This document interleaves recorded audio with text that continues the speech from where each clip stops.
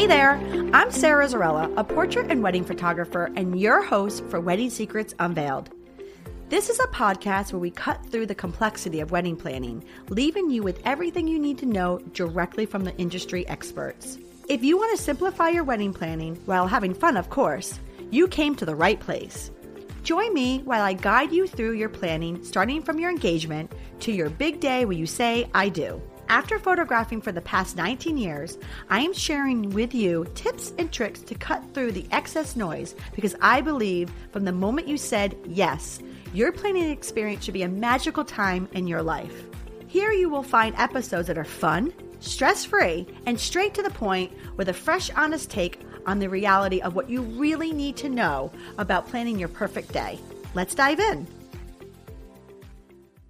Welcome back to Wedding Secrets Unveiled podcast, friends. Today I'll be speaking with David Price. He is the creative director and owner of DEP Creative and Elleroy Linens. He is such a talent. If you are looking to elevate your event with whatever budget you have, whatever style you have, whatever ideas you have, this is the podcast episode for you. David has been doing this for so long, but his talent is so big. He is going to go over with you about being a designer, how you can elevate your wedding no matter what budget you are. He's also going to talk about his new linen company, why he created it, and what fun, exciting trends are out there with the linens. We are going to discuss a lot of trends, a lot of tips, and also too what the difference is with a planner versus a designer. And what can a designer do for your wedding? I mean, obviously they can create your vision, but they also bring a lot of practical information to the process and installation of your actual vision. They execute your vision. So sit back, relax, and enjoy such an amazing conversation with so many wonderful tips with our guest, David. Well, welcome back to Wedding Secrets Unveiled podcast. I am your host, Sarah Zarella, and I am sitting here with a very talented man. So, David, can you tell our listeners who you are, who you serve, and what you do in your business? Well, I'm David Price, and I am the owner, creative director of DEP Creative, which has been around for about 3 years post-COVID. And I also introduced 6 months ago Elleroy Linens, which is a custom, high-end linen company, rental company out of Rhode Island. But I've been in the business since 1988, so most of your brides and grooms haven't been born yet. Fair enough. But that just should show you exactly how much knowledge you have.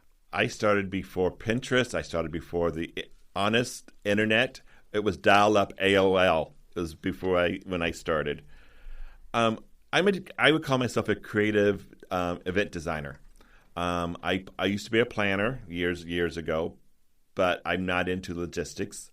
I'm into creating the vision, taking the bride and groom's vision and running with it, from invitations to floral to food presentation to china, glassware, flatware, to food stations, to every aspect that is visual in planning, designing your wedding.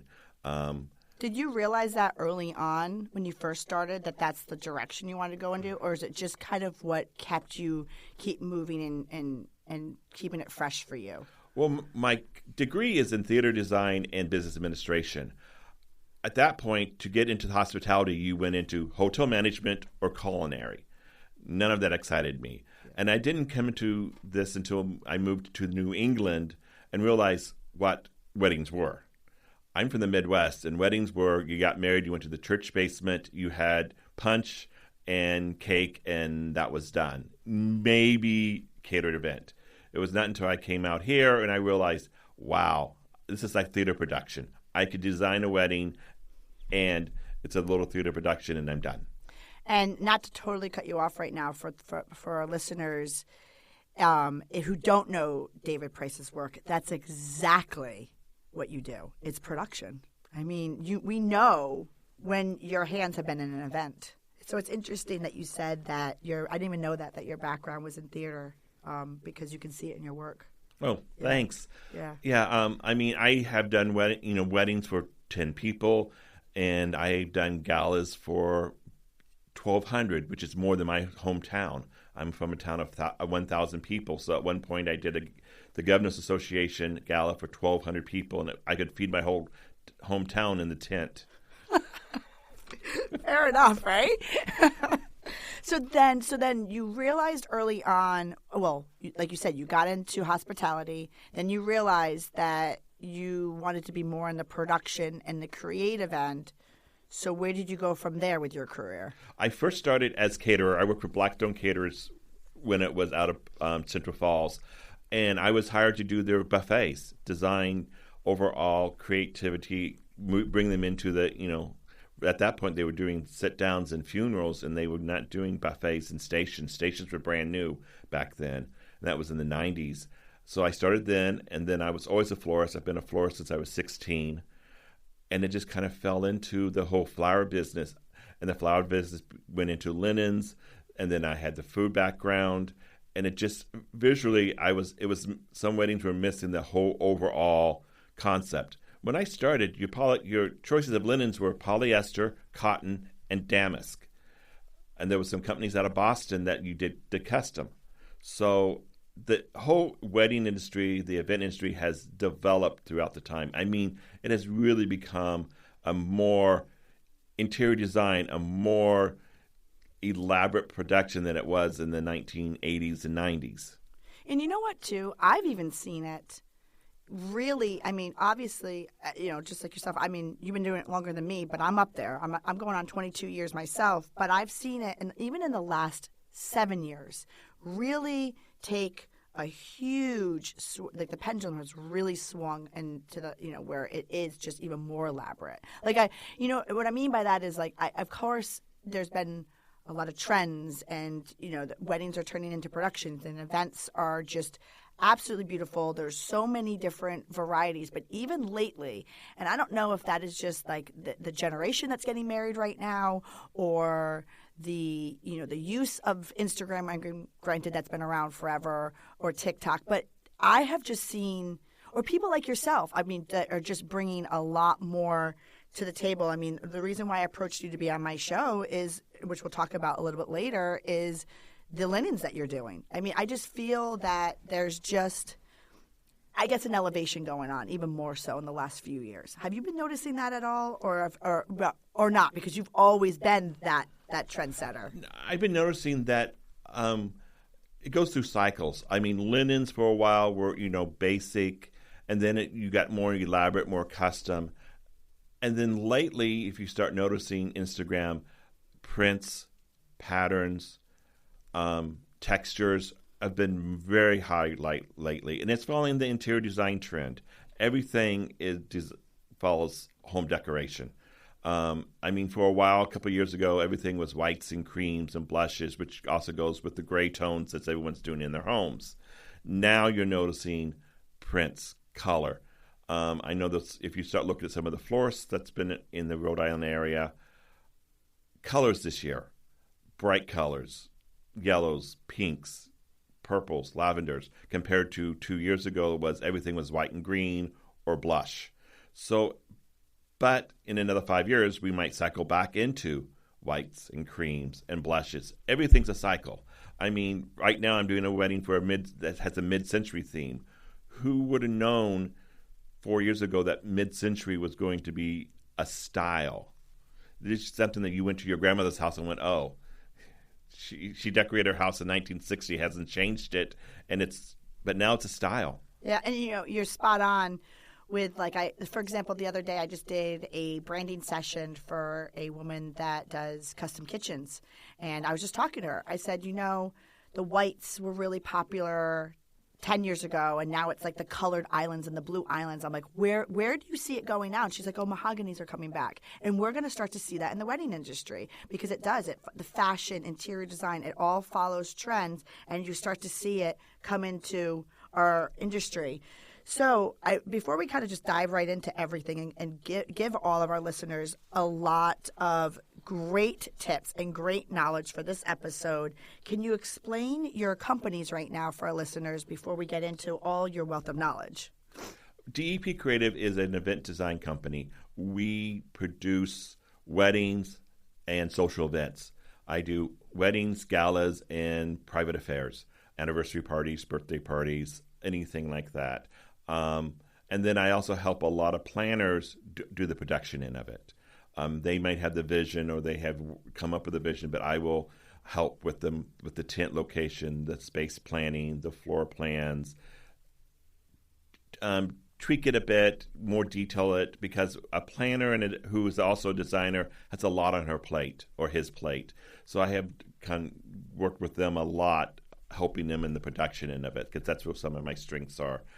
And then I have Elleroy linens, because I was doing all this freelance helping designers and planners execute their events, and everyone's saying there's no good linens out there anymore. Nothing different. There's no one doing custom work. There's no one doing that. And I said, well, I have 14 years experience doing it, and why not?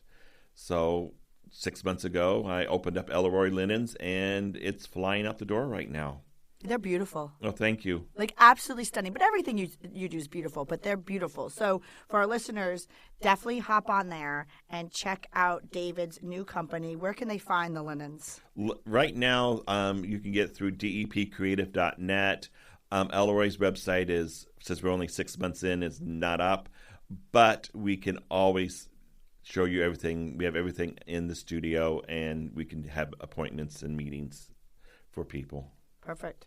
All right. Well, you ready? Let's get right into it. We'll get right into it. All right. So right off the bat, you kind of talked about the fact that you started in the hospitality industry and you just didn't love it. And then you realized that you wanted to start getting into the designing and planning. So run us through a little bit about the differences of a planner and a designer, and give us a lowdown over there. There's a lot of people who are planners and designers, and there's a few of us who just design because we're not into the logistics and the concierge of the whole wedding party. I will take and meet a client and get their vision. And we talked about trends. And a wedding is very personal, so I don't talk about trends when I talk to the bride and groom. I talk about what they like, what they dislike, who's their favorite designer, what's their favorite television show, getting to know their personality, because the wedding should be about their personality and their likes, not what's trending on Instagram or what is popular right now, what shows their personality. To you, that's a very simple probably concept, but I got to tell you that is just so huge, because as you said that's the way that you just take this. Like, if you're sitting in front of a client, that's the first thing you do. You can really see it in your work, because a lot of times, especially in our industry, we talk about trends. So being a photographer, I see the same thing all of a sudden at each wedding per season. I'm like, what's happening here? I'm like, oh, I get it now. The same person, that these people were looking at the same images, and they start to look the same, right? There's nothing wrong with that. But when you really start to understand that someone's working with a true creative, then you're at a wedding or event or a gala that is extremely different than what's happening around them. And so probably what's happening with you is you're not asking people to see what they like or from what someone else is doing. You're asking them what they like. Exactly. I mean, I think it's because I've been in it for so long. We didn't have Pinterest when I started, so it was asking them to cut out pictures from magazines. Martha Stewart had just started, so it was beautiful home or house and garden. Pull things from that, from catalogs. It wasn't going to Pinterest and pulling things that you liked. It was trying to develop that personality. And because right now they'll go up to Pinterest and they'll pull up something that's been installed already, and they'll say, do this. Well, what you were doing, or what you suggest that people do, is not even look at galas or weddings, like actually just look at ideas and patterns and colors that make them excited, is what you're saying. Exactly. I mean, for a wedding, I really want, when the guests arrive, not to see a David Price DEP creative event. I want to see the personality of the brides and grooms. And it can be achieved within low budgets to high budgets. It's really talking about, with the bride and groom, their personality. So you sit down with the couple and you just ask them a little bit about what makes them excited and what they love. And then where do you go with that? At that point, I will come up with a concept, a design that I think they would like. And that's when I might pull pictures off the internet or Pinterest just to see if that's the right direction we're going. Yes, of course, we all have done things that someone has given us and say, I want this arrangement. I want it to look exactly like this. And that makes them happy, so that's what we do. But anytime you work with a creative, a florist, a designer, if you give them more flexibility, you're going to get more bang for your buck. Yeah. Because you're getting them creative. And if you're looking for an Instagram moment, let the designer design. Don't restrict that person into a hallway that you can't get out of. My best clients have been, I like the color yellows. I want it to be formal. I want it very classic. I'll see you that day. Yeah. And you don't worry about it. But some of my worst clients have been, if I don't have this color rose, you're going to ruin my day. So all I'm focused on is making sure that rose is that shade, because I don't want to ruin her day. I want to listen to the bride and groom. I still want to give them the output that they want, the outcome they want. But you've got to give the creative person some flexibility. Your florist, your designer, even your baker. If you like cake and they suggest an odd combination, maybe go with it. Maybe then all of a sudden your guests are talking about, wow, they put fig in the middle of their cake instead of raspberry, which everybody does. So, it's just you doing unique, different things that just doesn't have to be overwhelming. It doesn't have to be a huge budget breaker, but something that's just interesting. So basically, you tie in the overall concept together, and you take the person's vision. That's the difference with a planner versus a designer. A planner, you're saying it just deals with logistics and the timelines and the actual planning. But you, as a designer, you take their vision and you design and you curate and you put everything together. Yeah, and there's some great planners who can do that also. But I see that as a complete huge opportunity for the bride and groom to be something different. From the invites to the dress colors to flowers to tabletops to what's served on the plate, or can we add, let's say there's reds in the color combination, can we add some strawberries to the salad? Just little subtle things throughout the whole event that ties in the whole vision of the bride and groom. So, David, you mentioned a little bit about budget earlier. Obviously, you work with people that have unlimited funds, right?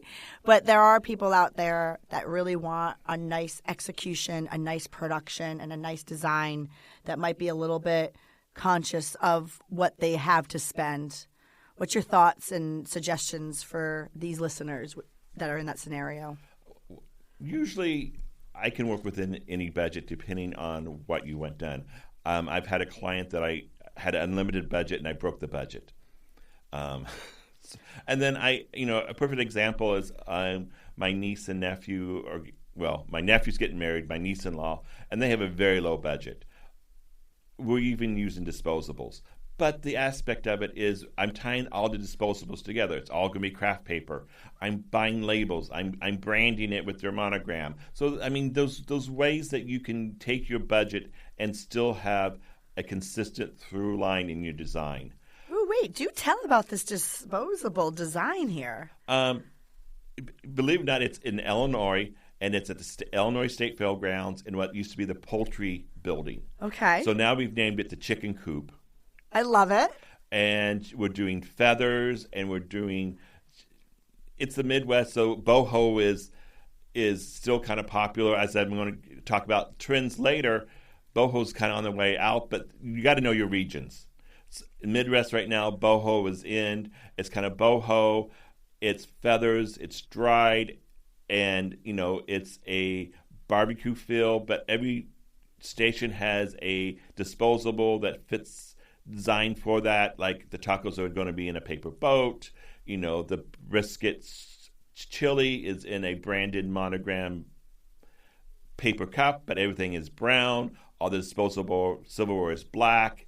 We are doing real napkins because I won that battle, and I'm paying for that battle. But I mean, those ways. And if you have a certain budget, you don't spread it out. Maybe it's a focal point as guests arrive. You don't need to put all your money, spread your money out thin and not make an impact. Maybe it's doing a bar. Maybe focus you're on a designer bar or rent a bar instead of using a tablecloth with linens. Flowers don't have to go on every table. And when we go into trends, some of the trends is everything doesn't have to match. I mean, in years past, you used to do 15 of one arrangement and 15 of another arrangement, and you go in. Now you can do 2 of one style and then 3 of another style, and maybe a couple of tables have lanterns and candles on it. It has to have a through line and a consistent design, but it doesn't have to be matchy like it has been in the past. So you can take your design budget and really try to figure out what's your main focus. Is it a background for selfies? Is it your bridal bouquet? Is the ceremony more important than the reception, or is the reception more important than the ceremony? Ceremony can last an hour, ceremony can last 15 minutes. We've all been there. So where do you want to spend your money? And I can guide you down that path on how to take your budget and how to get the biggest bang for your dollar. Even though the dollar may be a low amount, we can still achieve that. Or you may have a high amount and, do whatever you want. Then you can have your own little playground with them if you have a high budget. But like you said, if you have a lower budget, you just help them kind of focus in where do they want to put that money. Obviously I'm sitting in front of a true creative because as you're explaining your nephew's and your soon-to-be niece's wedding, I mean, what a vision. I love it. It took a while for her to release control. But she has finally let me have control of it over the wedding, and she's going to have something much better than she ever thought she would have. And you were saying earlier a little bit about trends, right? And so let's talk about that for our listeners. Let's get right down to kind of explaining to them. I mean, a lot of people who are listening don't know and haven't seen as much as you've seen. So let's talk a little bit about the trends in event design. I would love to go over the color, the textures, how home decor affects this. You said a little bit about boho, which I think we need to talk about that, and just where you see it going and where you've seen it come from. And I know your listening crowd is nationwide, and it varies from region to region. California leads, then it skips the Midwest, it goes to the East Coast, and then it trickles back to the Midwest. I don't know why it skips the Midwest. Wait a minute. So California leads our industry, you think, over New York? Yeah. Really? I was, or maybe I'm thinking New York because of the fashion, but you're saying no, it's out west. I see that in the event world, it's really driven by the East Coast because they also can do events 24/7. Oh, you're talking about the West Coast. West Coast, I'm sorry. Yeah, no, that makes sense. They can do it 12 months out of the year. Oh, yes. Yep. Especially I did a wedding in Malibu years ago. Everything was al fresco. And I was having a nervous breakdown because, here in the East Coast, you have rain plan, you have snow plan, you have plans for plans. This was all al fresco. Even though there was fires burning, 3 miles down the road, there was a plan for that. So I in the industry really is directed from the West Coast. And you know what? Because you're not the first person who've said this to me. But also too, now that you say that, there's a lot of money out there, and there's a lot like Hollywood. I mean, there's a lot. I didn't even think about that. There's you're right. Some great designers out west. There's some great designers in New York, and I'm not saying New York is not, but the cost factor. New York is much more expensive to produce an event than it is in California. Believe it or not. No, you're right. No, it totally is. And I do know. So you're saying, so the trends start out west. They make their way to the East Coast, and then they go in. They go into the Midwest. Got it. All right. Right now, you start seeing color and pattern, texture. Texture has been around for a long time. Texture in linens, texture in flowers, and then patterns have come around and color. I mean, 2 or 3 years ago, it was whites and greens, blush tones. Now people are going into jewel tones or pastel tones, or the other coloration, which I don't quite, smoky tones. In my days, it was dusty, it's mauve and dusty blue. They have new names for it, but it's still that smoky gray tone in coloration. Your Dusty Millers, your that coloration. And then there's lots of things going all greens. I'm doing a wedding later this year, and it's mid-century vibe, but she's doing not a flower in place. It's all greens. And some people think that greens can save you money, but greens can be expensive also if you've done different ways. So, and I'm doing another event that there's not a flower in sight. The tables are all home decor items. We had going back to what you were talking about, the greens, we had one of the florists on talking about the same thing, that people feel that greenery is a filler, quote unquote, and can bring the cost down. But she said it was kind of a myth. It is a myth. Yeah. I mean, especially when you use unique type of florals. I mean, this is a mid-century theme, and we're doing a lot of hostas, and we're doing begonias, and we're doing mother-in-law's tongue, all the house plants that were very popular in the 40s and 50s to give it that mid-century vibe, and very little floral in the aspect of it. Interesting, yeah. And then, like I said, I'm seeing boho 2 years ago was very popular. It was all over the place. It's kind of quieted down now. A new trend, which makes me feeling old, is called granny chic, which is really, I call traditional Newport. If you go into any of the Newport mansions on Bellevue, it's patterns on top of patterns and prints on top of prints, chintzes and stripes. It's a whole combination, and people are calling it granny chic, and I'm like, that's this classic design. Right, the patterns. The patterns. That's the classic interior design. It's funny that you talk about the boho because, like you said, it depends on who's listening right now in the nation. But, it's the same thing with it. Just hear me out on this one, right? And I could be totally wrong here. But, it's everything. The pendulum always goes one way and then it swings the other way and then it goes back, right? So we used to have these big glamorous weddings over here in our area, and then everything went – the economy kind of took a dip, right? So then that was the birth of what's the word I'm looking for? It starts with a B. Help me out here. Burlap. Yes. It was everywhere, right? But it was because we were in a little bit of a dip of our economy, right? So what's the answer? Glamorous, you go the burlap and the Barney. And then, then we started to go, like I said, slowly into the boho, which had a lot of California feel into it. But as far as editing goes, as a photographer, you're talking about designing and whatnot with weddings. I see the same thing with the trends of editing. We had big color pop. Was super popular back in like the 2000s and 12s. And then what's the answer to bold colors? Muted, light and airy, right? So we started having to edit light and airy. And then what's the answer to that?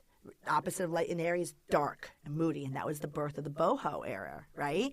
And that was the last 3 years. I'm starting to see that trend leave, not only with decor like you're talking about, but editing. People don't want their pictures edited dark anymore. They want color. They want that color back in. Yeah. But it circles around all the time, and it's very interesting to see what will come back and what will not come back. Yeah. So right now you're seeing the trend is say it to me one more time. The name of it that you're calling it. It's I've been told it's called granny chic. Granny chic, and it's basically good traditional classic interior design, patterns and stripes and coloration. You go to any of the Newport mansions or houses that's been done by interior designers, and you have a chintz floral print on the sofa. There'll be 2 matching chairs and stripes, and there'll be another chair in a velvet that's trimmed in a contrasting color. Yeah, that's how it is. I love it. And they're calling it granny chic, and I'm like, well, I guess I'm old enough to be the granny chic. You know what's funny is that, like, so my mom is a builder, right? She's a contractor, and she's also, so she, literally builds and contracts, designs, and also, too, she does interior designing. And it's so funny because I laugh at her. She does the same thing. Like, she'll have, like, stripes and colors and patterns, and I'm like, she's like, this is design, okay? This is design, people. Like, I just laugh because she's so advanced, and I'm like, oh, because she helped me when we were building our house. She was picking out everything. I'm like, no, I want, it was back when everything was grays and whites. She's like, no, you need color. And so, but she was ahead. Yeah. It's the same thing with you. When you're in the industry, you are ahead of everybody. I mean, we had the most sad moment in the whole interior design world when everything went to grays and whites and blacks. I just saw a lovely new Cape Cod house that has been painted white and added black windows. It's not appropriate for a Cape Cod house. I was literally, okay, so listen, totally getting off track here, but I feel like for people who are planning events and galas, like you said, like David was saying in the very beginning, everything is connected. So if you really want to take and elevate your event to the next level, you got to pay attention to what we're about to talk about, what we're talking about right now, which is out in, the fabrics and home decor and the fashion. But I was literally saying to people when I was building my house, the black trim was coming out. And people are like, why aren't you doing your windows with the black Anderson trim windows? I'm like, because everybody's going to know the year my house was built, right? Like that is, every single house right now is being built. It's going to go out so fast. Exactly. And that leads into, designing. And the most important is your venue. If you have a specific look design that you want your wedding to look like, you need to make sure that the venue you pick helps that if you're in a tight budget. Right. I mean, if you have unlimited budget, I can transform any space into anything. But if you have a certain look, if you want something classic or that traditional, then you need to look at your venue. Don't go to certain venues that are more modern. Right, like you said, like the house in the Cape. Like, don't build a very modern house when you're sitting in a beach area on the Cape. If you're looking for something, I mean, like you said, if you're in the beginning stages of looking for a venue right now and you have a vision, let the venue help with your vision is what you're saying. Exactly. I mean, especially if you have a budget, because otherwise you're going to be transferring. Like if you want your wedding all white, don't go find a venue that has a lot of color in their ballroom. Because otherwise, like you said, you're probably going to make you cringe when I say this, but you'll be draping the place to make it white, which is more money. But I know what you mean. You're saying look for the venue that will help your vision. Exactly. Saying. I mean, as you know, all hotel ballrooms have really god-awful, ugly carpets. But sometimes you can play off of that. Yep. I mean, doing a Great Gatsby thing for a gala, and the carpets were blues and reds and greens, and we're playing off of that coloration with the black and silver that you're accustomed to as a Great Gatsby thing. But work with what's there. Like I said, if you have unlimited budget, I can transform, and any designer can transform anything into what you want it to look like. But if you want a rustic barn, then you feel you're not at your local country club. You need to find a rustic barn or a tent that can give you that feel. That helps save your budget. Help the budget. And then what you were saying also, too, is the trends that you're seeing right now is grandma chic, non-matchy, right? A lot of color. A lot of color. So we're going to take a quick break. But when we come back, I kind of want you to tell the listeners and me, I'm very interested now of the birth of your linen company and what you've done with that based on what you're seeing with the trends that are out. Sounds good. I appreciate you being here. And hey, if you like what you're hearing, I encourage you to check out our website at sarahzarella.com. And don't forget, you can actually subscribe to this podcast wherever you're listening so you never miss an episode. And I would so appreciate if you left a fabulous review on Apple Podcasts. Even better, share it with a friend. It's a great way to show your support. And now, let's get back to the episode. Well, welcome back to Wedding Secrets Unveiled. Right before the break, we were talking with David a little bit about what the difference is with a planner and a designer, the trends that he's seen out there with the events and the event industry. But I really want to kind of get into the birth of your linen company, David. Can you let us all know how you even started this 6 months ago? Well, Elleroy started because everyone was in the need of some custom linen, something different. And you don't need to use custom linen on every table. What I'm finding is we do custom linens for the place card table, and then we might do some linens on the cocktails tables for cocktail hour, and then we do the head table or the bride and groom table and maybe the cake table. And it's usually patterns, or we go into the interior design, we add fringe, we do box pleats, we do more interior design type work, and most of my fabrics come from the interior design companies. So it's not your normal that you go to a rental company and you see the faux silks and the weaves, the simple weaves, or the Panamas, or the Ibizas. It's more elevated with trim or with patterns that you might see as drapes in someone's house, because interior design is really leading the path, and no one's doing that right now. There used to be 4 companies in Boston, and there's not one left that did custom work, and so that's what developed. And then also galas. I mean, nonprofit galas still spend a little bit of money, and we're doing some great linens for them. You have 55 tables. You can do a third of those tables in something really special, and then the 2/3 of it from a basic rental linen, your satins or your faux silks, and you have a great look, and you don't spend as much money as you think you're going to spend, and you can also cut down on some of your floral centerpieces because the linen stands alone. So there's so much right there I want to dissect that you just talked about. First off, for people who are listening, you nailed it on the head. I mean, obviously, if you have an unlimited budget, perfect. But you nailed it. It's like a lot of people probably listening are like, oh, I just don't have it in my budget right now to do linens.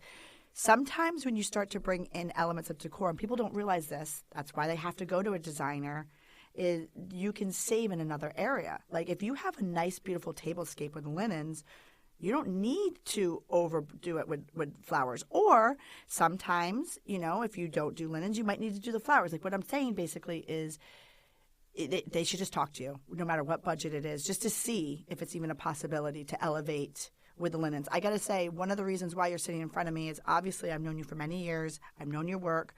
But we walked into a function that a mutual vendor of ours was putting together at a venue, Shepherd's Run. For people who are local, they could check that out.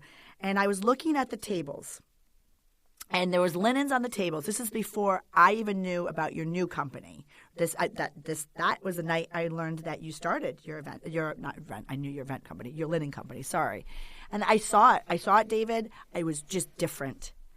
I knew it right there. As soon as I saw, I'm like, who did these linens? And I just knew they were different. And that's the thing. Like I think we forget is that if you're planning an event or a wedding, just people want to walk in and they want to be excited. They could be excited for any reason of their senses. It could be the music, it could be the food, it could be the decor. But we're doing happy stuff, right? We all want to be happy, and sometimes the smallest thing just makes you happy. And it made me happy to look at your linens. I was happy. Exactly. Well, thanks. But I think it's I don't want to take business away from florists, but I have, because if you do fabulous printed linens for your cocktail hour, you don't need to do flowers on them. You do votives on them. You do green votives, or you do whatever works with that. Same thing with your place card table. Do a wonderful linen that is on maybe a square table, and you do inverted pleats with a contrasting fabric and do a little trim on it. That's a statement piece without having to put a huge amount of money into your florals. And the other trend, as I'm seeing, is non-floral centerpieces. I mean, I'm doing a gala that I'm doing half the tables with crystal bowls filled with silver balls. What other trends are you seeing out there as far as just something different that you've seen? Because you just said that you're doing a gala right now where they're not doing flowers on the centerpieces, which is, honestly, it's different. It is. It's different. And other trends we're seeing is a lot of interaction type centerpieces. people are doing family style, and that's great and wonderful, but you got to make sure you let your designer know that you're doing family style, that you're serving. So the table is designed to accept the plates and the platters and the bowls. I mean, I've done in a wedding that I just did flowers for, and I didn't. This was years ago when I didn't ask the right questions, and all of a sudden they were doing family style, and there was no place to put anything. I just did a 160-foot table at the Breakers. With 110 guests, and it was family style. And we designed the table that the caterer knew exactly where to put the sauces and the bowls and stuff. So it was an overall design. But the table was great on the grounds of the Breakers that were 160 feet long.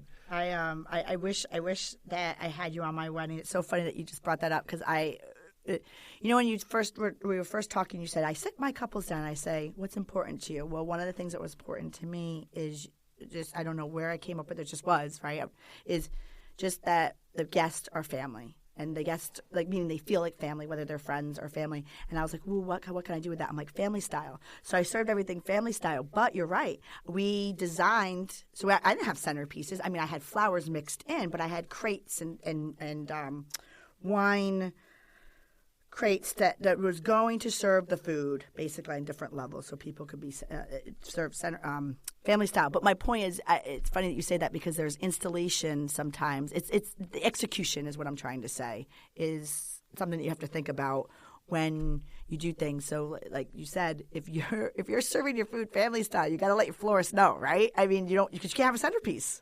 Exactly. And then the other biggest trend that... The food was my centerpiece. That's what I meant to say. Yeah. And the trend is all the ceiling installations, all the large, big, huge ceiling installations that are people doing right now, especially in this area. That's a lot of money. That's a lot of budget. You can do that, but there's also ways you can simplify it also and, do it over the cake or do an entrance installation. And that, you see stores doing it now. It's just this huge floral installation that highlights the front door or highlights a product. You see it in Nantucket all the time in front of the people's stores. But that's a trend I think is going to go away. It's a lot of money. But I wonder, though, but you're onto something, though. I don't know if it will go away because, like you said, I mean, obviously if you have unlimited budgets, that's your dream, right? You could just go and you can, like you said, you can blow their budget, their unlimited budget. But if somebody who's listening does, has a little bit more of a realistic budget, doesn't mean that they can't because that's what they do. They just focus in, like you said, at their ceremony location or at their entrance table. They could still do something that gives them that happy wow feeling on more of a budget, but a perfect design. Exactly. In regards to the linens, though, earlier you talked a little bit about your niece and nephew, and you said I won that battle with the napkins. So where were you going with that? Napkins is a great, inexpensive way to give you the happiness. I mean, right now, monogram napkins. I just did a rehearsal dinner that the groom's mother bought 5 different styles of monogram napkins, a dozen each. So the bride now has 5 sets of dozen napkins done differently. One was more formal on white. Some were done in pale blue that had an informal monogram on it. Some just had a picture of the dog monogrammed on it. So it's a way to give the bride something that they can keep and use over and over and over again. Is another trend we're seeing. A lot of monogramming, but also prints on napkins. Do a basic cotton linen and do a printed napkin, or do a striped napkin, and it saves you money in the long run, but it gives you a great impact.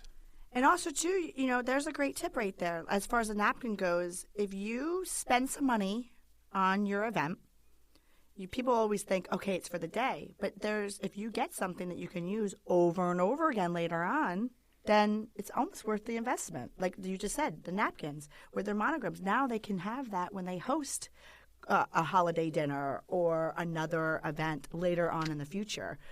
Why not, right? Yeah. I mean, we spend our money on the the monogram cups back in the day and the knife and the serving for the cake, but why not think about actually some of your decor items that you can keep? Exactly. And the battle I won with my nephew was they were going paper. And I'm like, you're doing a barbecue theme.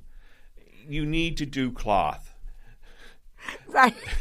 Otherwise, people are going to be literally grabbing stacks of paper. I said, we'll have wet wipes and all that good stuff. But I said, you got to do a napkin. And also a tip is you got to do a napkin that works. I mean, I've been through the stages when satin was a napkin. And if you can't wipe your mouth with a napkin, then don't use it. Even though if it's a theme, so use a cotton, use a linen napkin. It's one of my pet peeves. People use satin because they could get that color back then, and it doesn't do anything. It doesn't stay on your lap. It doesn't take any. It's not practical. If you're going to spend the money, make it practical and make your I say clients, but make your guests happy. Well, you took the words out of my mouth. I literally was going to say to you, what are we all doing here? We're just creating a very happy environment, happy couple of hours, a happy day, or whatever it should be. And it's so funny you say that because there's nothing that's worse. That doesn't make me happy when I can't clean my face and the napkin sits on my lap. I'm trying to be all proper and it's on the ground all of a sudden, right? Exactly. And you know what, though? Here's the thing. If anything's out there, I really hope that the people who are listening to us today just give you a call, because if there's anything that they're taking from this conversation they're having, and you probably don't even realize it because this is what you do. This is your life. There are so many things that you say that to you is just like it's an obvious no-brainer. But to someone who's never done this before, you take for granted the wealth of your knowledge is what I'm trying to say. Like the execution is so important. And sometimes someone might have a great idea, maybe unlimited budget, but if they don't execute this correctly and think about everything that you just can bring to the table right there, like you just talked about a simple napkin, right? Like a barbecue. Yeah, great. You're going to have a barbecue, but you can't have paper napkins at a barbecue. Or, like you said, just think about a napkin. Imagine what you bring to the installations and all the other visions that people have that you can help design and elevate for them.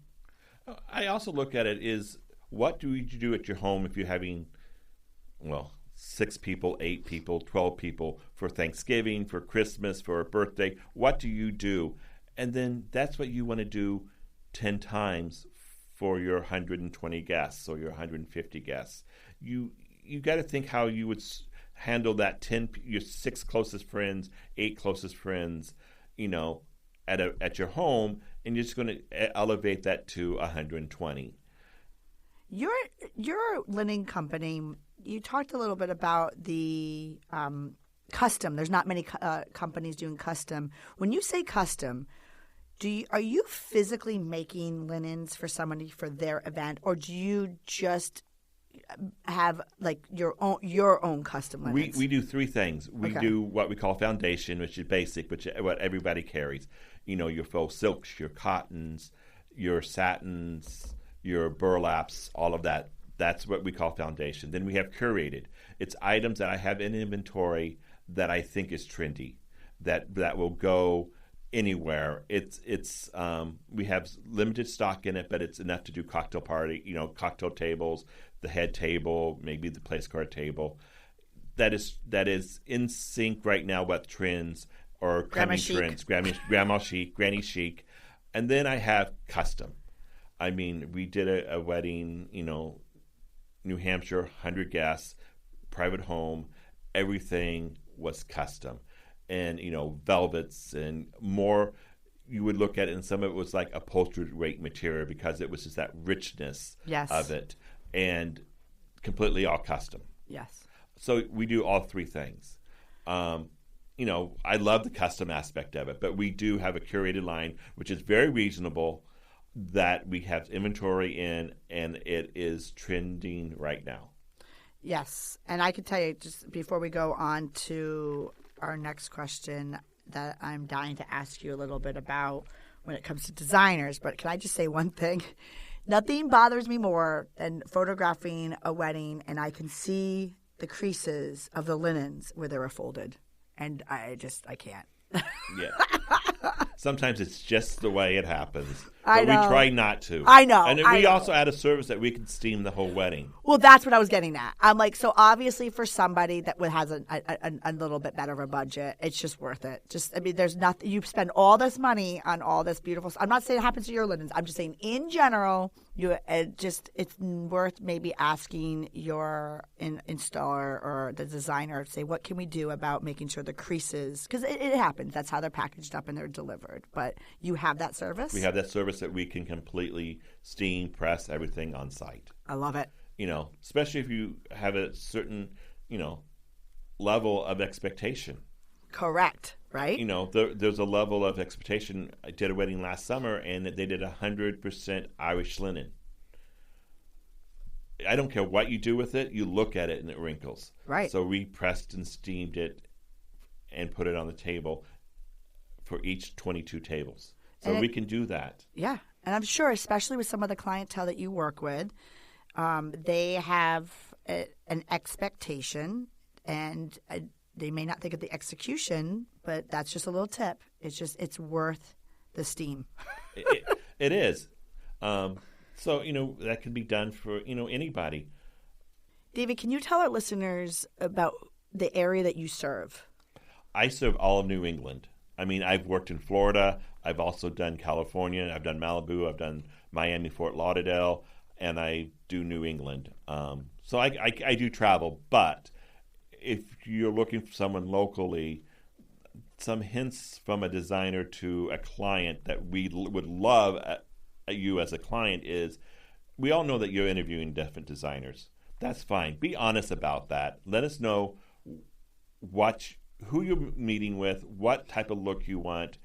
Check out our reviews. Check out our Instagram. Some younger people have better Instagram than us older folks. My Instagram is not good. Yeah, but you know what? Can I interrupt you for a quick second? I do want to address this. All right, just totally hijacked your answer.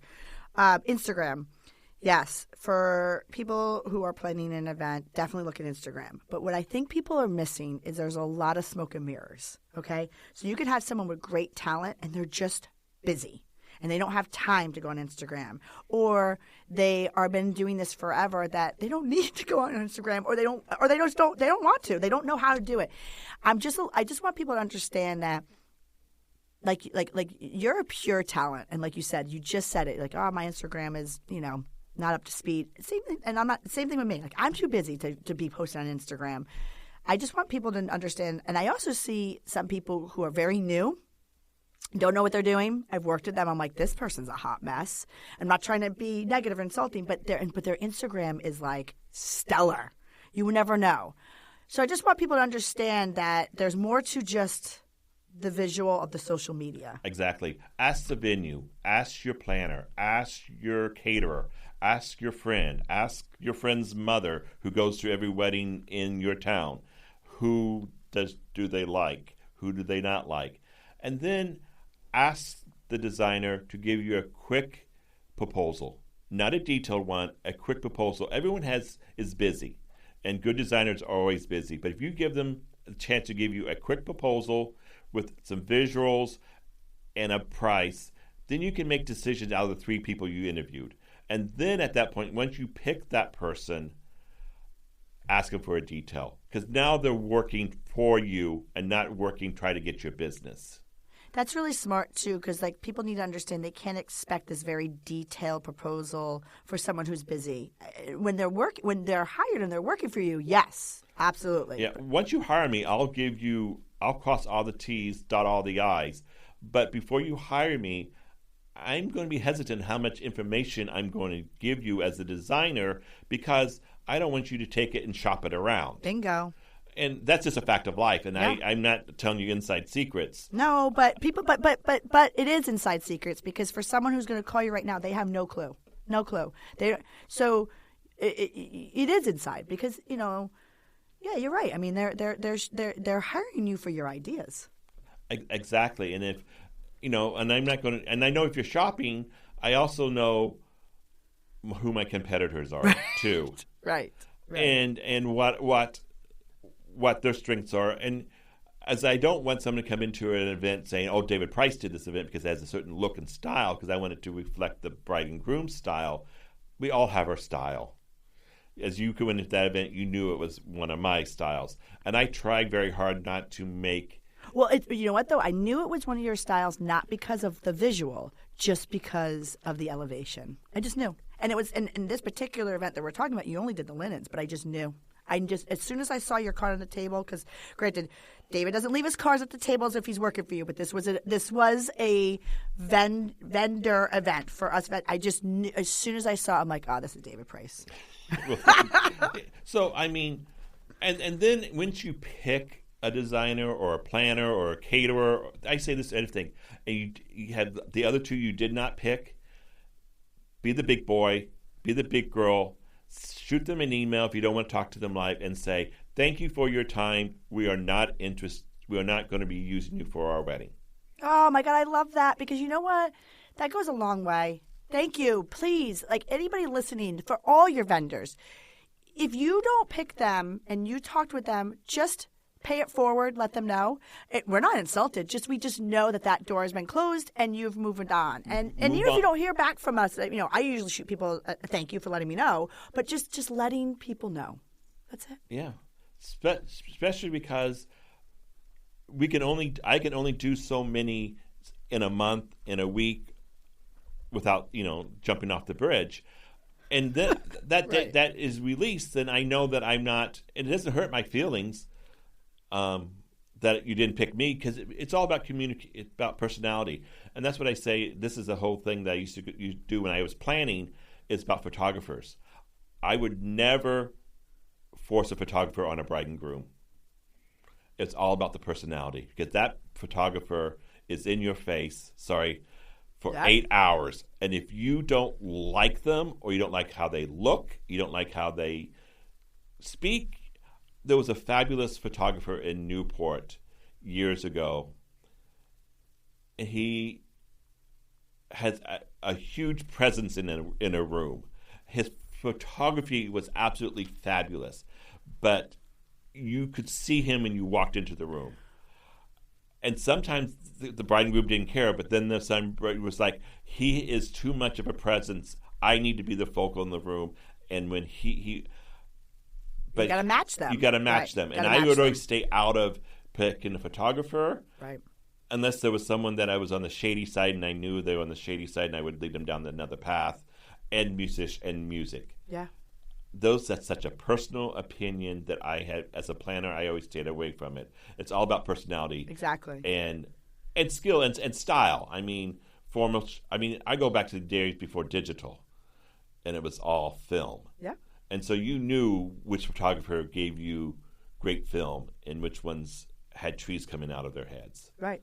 And you can't fix that in right. film. No, right. No, which is now called. There's a whole direction for that post-production, the whole. It's funny because we're getting off. I could talk to you forever, but as far as that goes, I mean, I started my career in film. I was the year where, in school I did film, but then when I came professional, I was shooting digital. But I was the year that it was the people who were been around they needed to either get into digital or they were their swan song, right? Yeah. But it's funny because the people, a true artist, whether you started in digital or film, just a true artist, you get it right. You get it right. You pay attention to the details. I will make sure the picture that I photograph, I'm not saying every one, but like 90%, it's done. I pay attention to everything in the background, every detail. You just get it right. I don't need to rely on the photoshopping, and now we have AI coming out of the gate, and people are like, do you feel like as a photographer your days are numbered? I'm like, no, because let the computer do everything. It doesn't matter. There's also the personality. There's just me. I'm a fit for some people, I'm not. It just, there's a whole other gamut going on with that, but it's funny that you say that. It's just a true artist is the package deal. I'm sure the same thing in your industry. So you just have to interview, talk, ask people that don't just only go off of their social media accounts, because some of you guys, you just are so busy that you don't have time to do that. And then, and I think that another thing just to kind of add to it is if someone's asking you the same thing that David just brought up in the very beginning of this episode is, what do you want? What do you like? That's a good designer. Yeah, it is. I don't, I may not like it, but if that's what you like, I will figure out how I can make it so that I like it also. All right, David, I could talk to you all day, and I'm actually going to have you back on later in the year to really dissect some actual events that you've done. But in the meantime, it's time for a wrap-up question. For our listeners, what are some key points that couples should be asking themselves when considering hiring a designer to ensure that their wedding day is an absolute perfect event? I mean, AKA, why can't their florist do it, or mom do it, or mother-in-law do it? I think, as in, depending on the size of your wedding, as I said, budgets doesn't really matter between a good designer. But I think that sometimes you need a designer if your vision is not clear, and if you're all over the place about what you really want, or maybe you've hired a planner who doesn't design. Those planners out there who don't do designs, they just do logistics and they just do all that's important stuff, and you have someone who can do the design and production of it. The other aspect of it is, what venue are you in? There are venues that you don't need much, or if you're doing a tent in your backyard, you need a designer / production person to help with all the logistics, making sure the tent is in the right location, making sure there's a floor plan. As a designer, I just don't create pretty. I also go with floor plans and space planning and the flow of the event. Can this tent hold, or this venue hold, rectangle tables versus round tables? Can you do stations? Can you fit 150 people in it with the look you want? So it's not just making pretty and picking out pretty linens and it's designing the flow, like the flow of your kitchen, the flow of the tent. Is it going to work? Is your dance floor big enough? Is there enough lighting? So it's all those details that you need to help with that. I don't expect you to know all those information. I don't think you need to know how many people sit at a 60-inch round table or a 72-inch round table until I tell you when you have to start doing your place setting. It's the basics. Florists are flower people, and some florists do design, and that's great. And I work very well with florists. I have no ego, so I'm happy to work with planners and florists and lighting people and tent design and your landscaper. My goal is to have a straight visual concept that everyone understands. So the caterer understands that what the vision is. It's formal, or it's casual, it's family style.